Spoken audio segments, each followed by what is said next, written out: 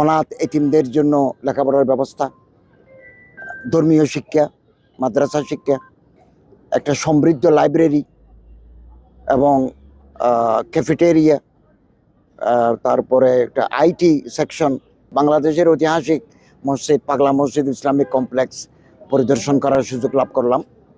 এবং আপনারা জানেন এই মসজিদ প্রতি বাংলাদেশের আপামর জনসাধারণের একটা ভক্তি শ্রদ্ধা আছে।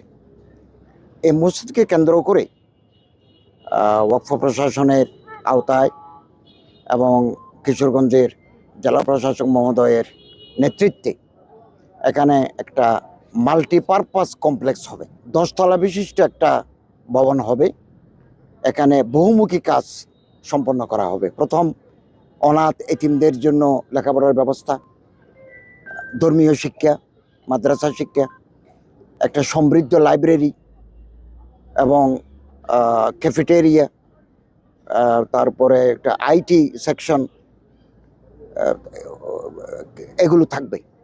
অর্থাৎ বর্তমান আধুনিক তুরস্কে বসফরাস প্রণালীর পাশে যে মসজিদগুলো আছে, দৃষ্টিনন্দন মাল্টিপারপাস, ওইটার আদলে পাগলা মসজিদ কেন্দ্রিক একটা ইসলামিক কমপ্লেক্স গড়ে তোলা হবে।